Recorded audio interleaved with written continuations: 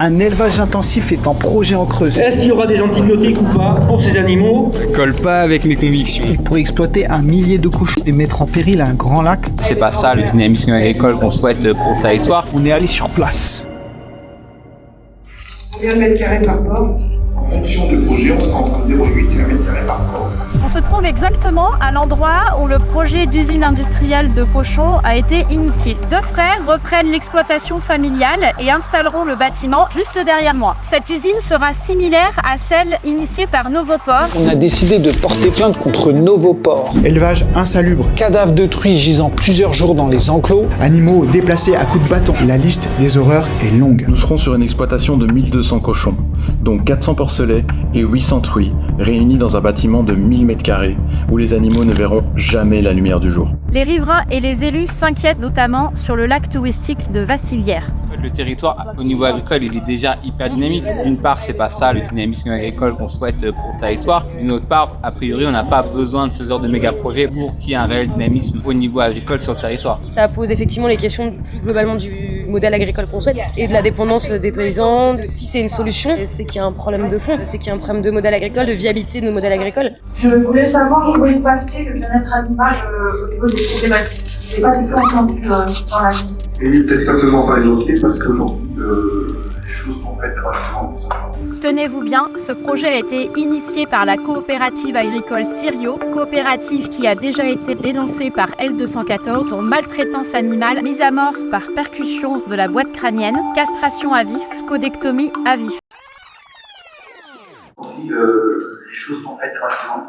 Ces pratiques sont illégales et elles sont pratiquées dans la plupart des élevages. Fanny Dumay, la responsable de la communication de la coopérative, déclare « On ne peut pas suivre tous les jours les éleveurs. Et ils voudraient nous faire croire que tout va bien se passer ici. Ce type d'élevage est rejeté par 8 Français sur 10. Selon l'enquête L214, 9 antibiotiques différents ont été relevés sur ce genre d'élevage. Moi, il y a 40 ans, j'avais visité une ferme en Bretagne et il y avait une poubelle d'antibiotiques pour un même type d'élevage. Donc, est-ce qu'il y aura des antibiotiques ou pas pour ces animaux, ou est-ce qu'ils vont être sains et dans un élevage parfait? Quand on a des animaux malades, on est obligé d'utiliser des antibiotiques pour les soigner, on les utilisera. Mais tout ça sera fait sous contrôle d'un vétérinaire. Il y a qu'à voir ce qui s'est passé en Bretagne avec les élevages de porcs intensifs. Colle pas avec mes convictions, on va dire. Ouais. En dehors des questions de bien-être animal, c'est la catastrophe de faire de l'élevage hors sol. Il y a aussi la question de qu'est-ce que ça veut dire pour l'agriculture du coin, dans quel rapport ça met les agriculteurs à des grosses coopératives. Pour eux, c'est un complément de revenu et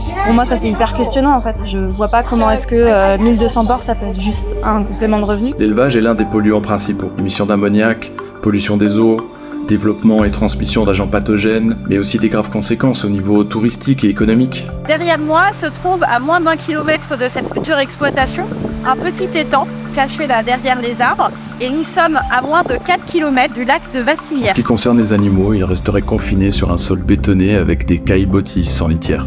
Les truies sont maintenues dans des minuscules cages individuelles qui ne leur permettent pas de se retourner, ce qui évidemment engendre des graves blessures. Leurs besoins fondamentaux sont une fois de plus complètement bafoués. Les cochons sont des animaux sociaux qui ont besoin d'espace. Ils passent la plupart de leur temps à fouiller le sol. Ce sont des animaux très intelligents et empathiques. Faute d'espace, les animaux développent des troubles du comportement qui les amènent parfois à de l'agressivité. Pour limiter ce genre d'agressivité, les porcelets subissent des mutilations dès le plus jeune âge, la coupe de la queue et l'épointage des dents à vif.